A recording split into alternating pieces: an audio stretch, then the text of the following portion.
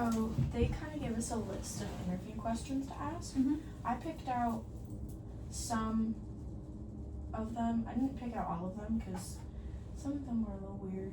It's okay. I'm open to anything too, so. Yeah, it's like, what was the biggest role in creating your career? I'm like, That's okay. Well, you can see how it goes, whatever you want to ask, I'm open to. And if there's certain ones that you have to ask and you didn't, you can just always ask me later too. So. Yeah, so there's ones about college, like kind of stuff that inspired the career you currently have, along with like tying in like childhood dream jobs into that, and then the third section is like current career and kind of, Okay. I guess, advice there. So first question, where did you go to college? I went to University of Redlands for my bachelor's. I got a Bachelor of Science in Wildlife Conservation, but it was like a create your own major program. Yeah. And then I got my Master's of Arts from Miami University in biology. Nice. Did you know what you wanted to do, like going into college and during college? Yes and no. So I wanted to be a doctor since preschool, and mainly because I think my preschool teacher asked what I wanted to do, and I said doctor. My parents were obsessed with that idea, so definitely fostered that. And I was genuinely interested in medicine, so I went into my bachelor's thinking I wanted to do medicine. As I was on the pre-med track, I kind of realized I don't think this is really for me. Yeah. I don't really like the kind of like cutthroat competitiveness of it, or even the like not guarantee of getting into medical school despite working hard. And I felt like if I was studying biology, I actually didn't like biology that much, that if I have this here and I don't go into medical school, I'm not going to really I don't know what else I'm going to do. Yeah. So while I was in college, there was a speaker who came who she was the scientist that found out that dolphins are self-aware, held up the mirrors to them, and she talked about kind of the questionable things of having animals in captive environments. She talked about the pros and the cons of it, and because I had done my internship at the San Diego Zoo before, and I was like, I actually really like doing that. I have always liked animals. I just didn't know, being a zookeeper was not, I will have to do that because I was so focused on the medical side of it. And I knew I didn't want to be a veterinarian. And I felt like that was what you had to do to do. It's so depressing. Yeah. Yeah. And I just hear, it's so hard to work with exotic animals and stuff. And I think I was just scared of all that. So, yes, I went into college and I wanted to be a doctor. And I think I had this little bit in the back of my mind of I could work with animals. Yeah. So I thought I was going to be doing more fieldwork biology, out in the field, finding species, or a Jane Goodall observing chimpanzees in the wild or something. Yeah. So I got a research internship through the zoo later in college, and I worked with keepers, and then that's when I was like, maybe I can look at the actual working with the animal side of it. Yeah. And everyone was like, being a keeper is not what you think it's going to be. It's a lot of cleaning, and turned out I loved doing all of that. So, it was a good best of both worlds. So went from pre-med, changed to wildlife conservation with the intention of doing field conservation type stuff, but still ended up in a zoo setting. Yeah. So go to those college talks. They're actually pretty good. Yeah. That's what my mom always says, because she's a professor. She's always hearing about them, and she's like, there's been some really cool ones. They had an astronaut come in. Oh, that's rad. And it was it was not the people in the most recent expedition, but it was from a different expedition. Oh, wow. I think it's cool too when you meet people from those fields. So when you go to those speakers, you get to talk to that person one-on-one a little bit, and you can find out what personalities tend to be in that field. Yeah. And I think astronauts is wow, that's so intimidating, that's crazy how you can be an astronaut.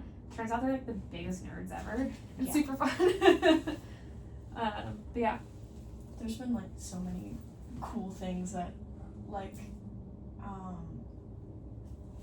like even little things like that change your career focus. 'Cause, Yeah. like pre-med to conservation, very stark differences. Yeah, I think there was this underlying theme of wanting to take care and fix things, and so like I wanted to be.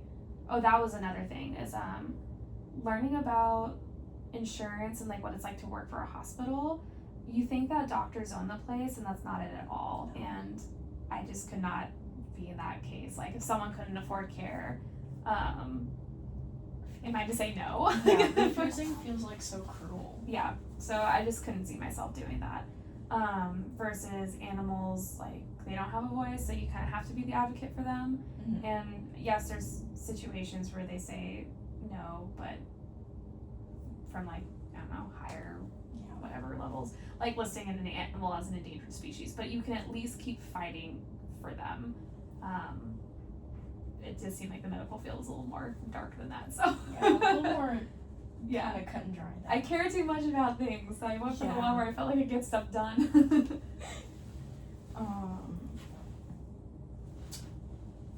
What do you like most about your job? Is it the like being able to take care of things more openly? Yeah, so I guess I started off as a keeper, or actually I drove tour buses, then became a keeper, and now I'm a supervisor, so I'm less involved with the like direct animal care portion of it.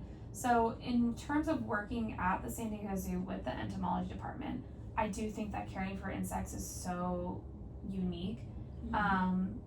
Everybody's got information about tigers, and there's still amazing work that's happening with that. Yeah. But here, like, it's really up to us to use our eyes and observations to really progress the field of entomology. So I like just being part of that discovery portion of it, and also, like, again, I care so much about animals that I like working with insects to make sure that their lives are spoiled and amazing. They're not just like easy animals to take care of, which is exactly the opposite. You would think. Yeah, you think. You'd be wrong. Yeah. You would think. Everything you put in there is so sensitive, and so trying to figure out like what it is that has an impact on their lives is really unique. So being a keeper, I loved being, like we call it tinkering with stuff, just making my own habitats, trying stuff, trying everything. Love doing that. So now as a supervisor, I'm a little bit more involved with like helping people develop those plans for their animals. So before as a keeper, I had to focus on these specific ones. I did like grasshoppers and millipedes and stuff. Now I'm doing like everything, helping those decisions. So that's a really fun thing to do. I feel like I could never choose between any of the insects here. Yeah.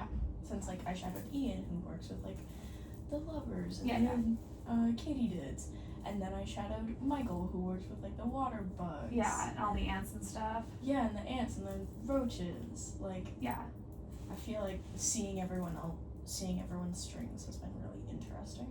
Oh yeah. And also, it really does give the perspective of like, this is what daily life is. Yeah. And then you also shadowed a little bit of Lord Howe, where it's only that one animal too.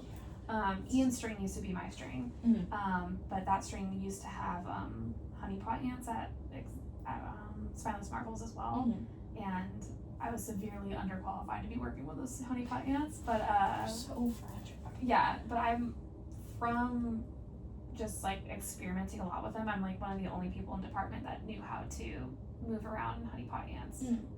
So I had to like train everybody on that. So you asked me about some specific life history and dynamics they have. Maybe not, but I can tell you exactly what they do if you need to move a mass population of them. So Yeah. They're such drama. They are drama queens. What regrets do you have, or what would you have changed going into this profession? That's a good question. What regrets do I have? I don't really know if I have pure regrets, but I have different curiosities. So when I started applying for the zoo, I got hired onto 2 jobs, or I was like offered a job for 2 areas, and that was driving buses and then actually working at the Research Conservation Institute with their Terns and Plovers program. The reason I took buses was because there is more guaranteed of staying on past the summer versus the research one is grant based. But I do wonder what would have happened if I had taken that. Yeah. And maybe that would have changed a different path in my life. I think, so that's interesting.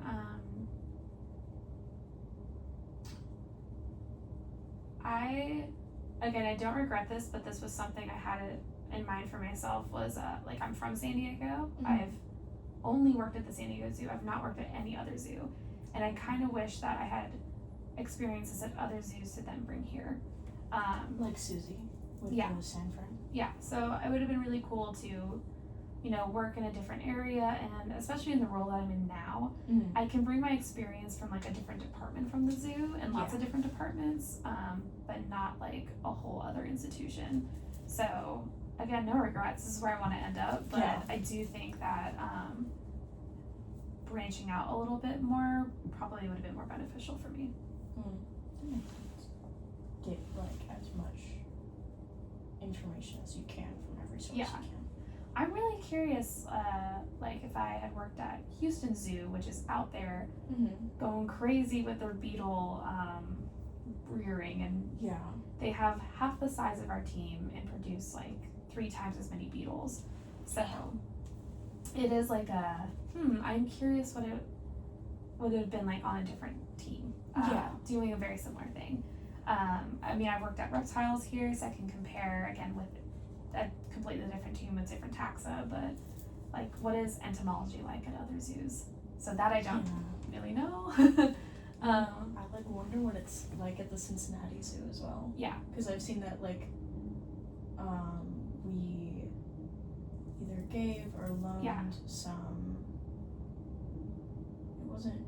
Maybe it was Big Mac. I don't think it was. I think it might have been. We sent them Lucina, the dragon-headed katydid. Yeah. And a couple other species. Cincinnati is probably our best partner.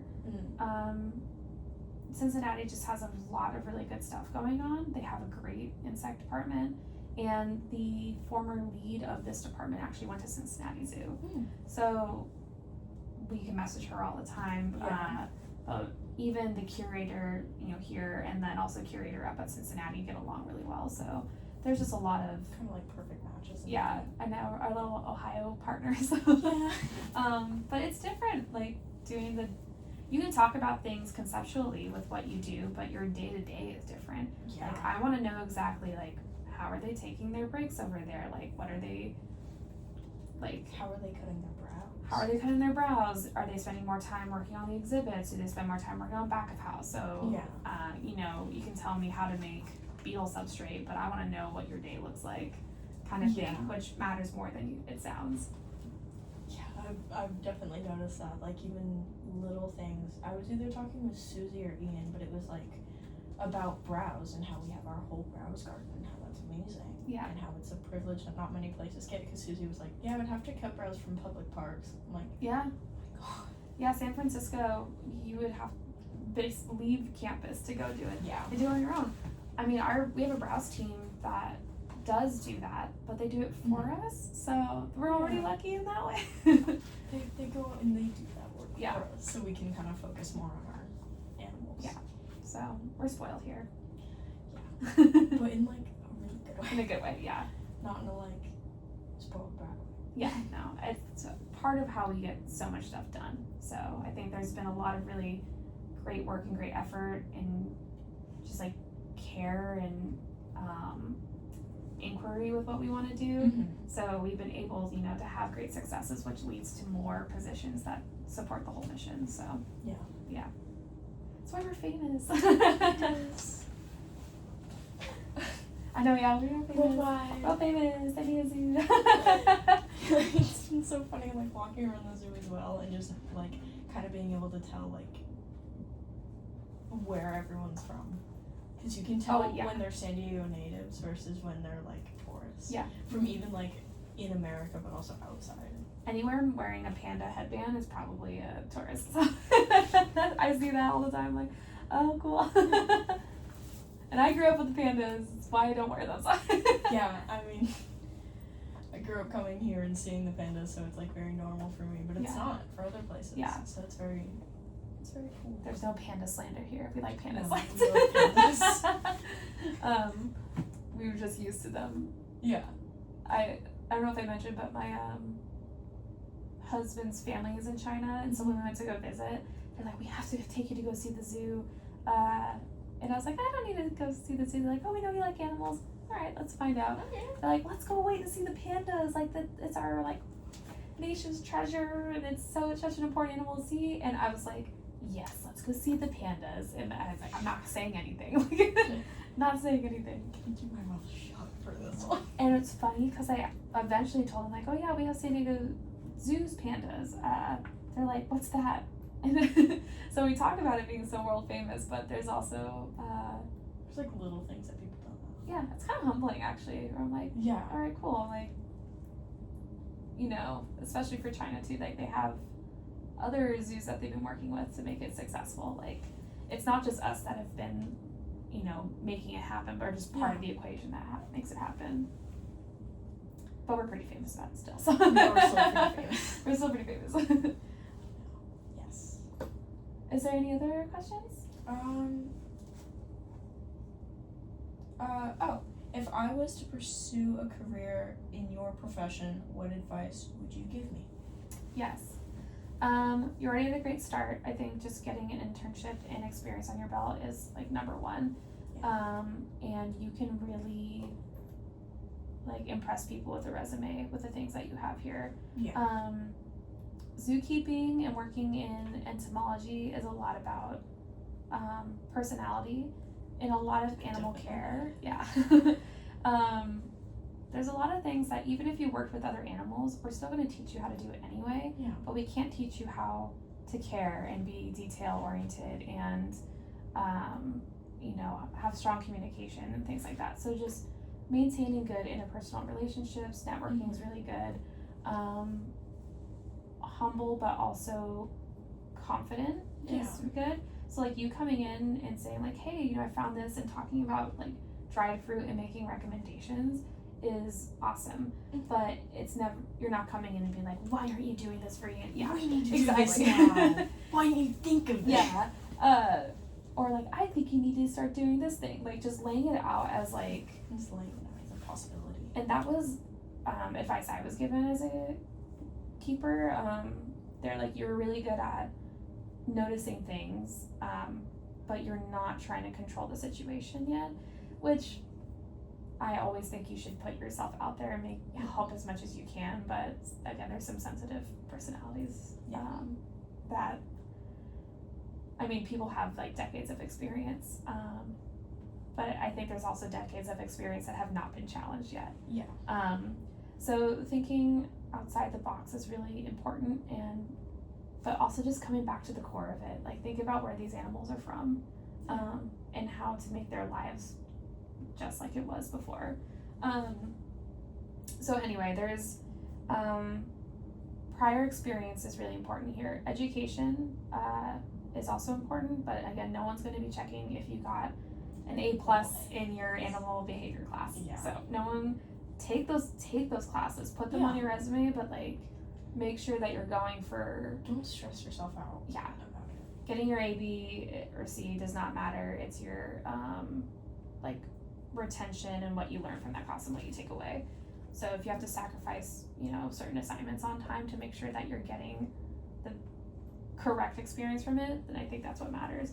That might be controversial, but no one has ever checked my grades and stuff. So, but what people do appreciate is the stories that I have and the experience, and questions that I bring up. So, I did get good grades in college. But was I the top student? No, but I definitely made an impression on my professors. So, I mean, grad school I think is important, but it depends on where you want to go with entomology. So I do think like my position being supervisor, it's like, well, she has a master's degree, that's great. it's helpful, but if someone else came in with much more entomology experience, they probably would have booted me out of that anyway.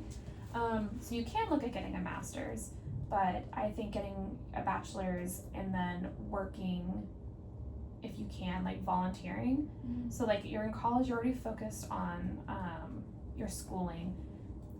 You're not out of college yet and have to stress about getting a job, like a full-time job.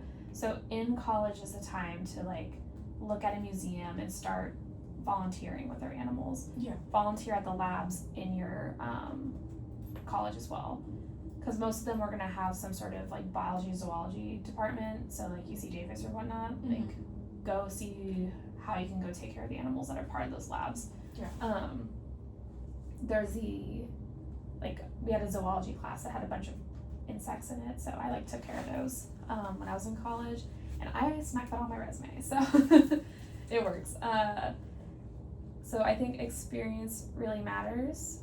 Again, grades do matter because it does represent like, you know, how you're retaining the information, but it shouldn't be your only focus. So I was very have to get straight A's kind of kid, and it's actually the classes that I struggled the most in that I learned the most and like remember also. So struggle's okay. I kind of forgot what the question was, but I think it was just advice, right? Experience, 100%. We have someone on our team who just has an associate's degree. So, but I think it's good to get a bachelor's just because you can, let's say it doesn't work out here right away. Yeah. You got an associate's degree in zookeeping. So it's pretty direct. But with entomology, like you can look at coming back here. If you work with insects, you can also work with reptiles. And which I think is so interesting that those two like interconnect. It's like all the materials that you use are the same. Everything is reliant on your like UV bulbs, your basking bulbs, and everything. And so because I worked at reptiles, when they asked, you know, for me to come here when I was on loan, it was, you know, has she worked with terrariums in those like small little areas, and so there is some transfer there. Especially like reptile house to bug house. Yeah, aquariums also. So if you can't find anything directly entomology related, aquariums are also great because there's marine invertebrates. Still counts. Life support systems. Honestly, coconut crabs. Yeah, there's a couple times where like we just really need an Aquarius here, like. So many crabs. Yeah. We want Susie and her shrimp. We want the shrimp, we want the crabs, we want, and again putting this out here, we want cuttlefish and octopus at some point. So well, I heard fishing spider from Susie yesterday. Oh, fishing spider, 100%. Yeah. That actually might happen at some point soon. Susie will be so happy. Yeah, we'll let you know if we have fishing spiders come here. So, but you have like my email and my phone number now. There we go. Yeah. No, it'll be good to keep in contact. Like, come check this out. We have something new. Especially if we ever get like the Big Macs back or anything too. You were always so much about them. Yeah, you're always welcome to message us at any point. And if you need a pass or day pass, we can probably get you in too. So, definitely keep in touch. Oh, that's what I did for because I did my high school internship at the Institute. That was in 2011. I didn't contact that mentor again until 2015 when I applied for the research one, and she remembered me, and because I reached out to her, she just took my application out and was like, this is one of the people we're accepting. So it is about who you know in a lot of ways.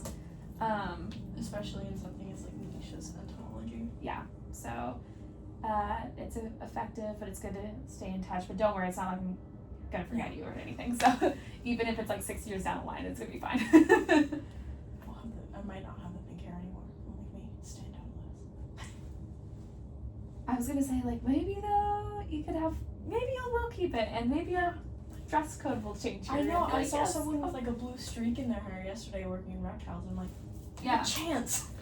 They're becoming much more flexible about it. So yeah, I had to give myself a pixie cut to dye my hair purple and put it under a hat. So a little different now. Yeah. But yeah, so maybe you won't have that hair, but I am notorious for changing my hair at the San Diego Zoo. So we're already on the same path. Exactly. But yeah. Is there anything else?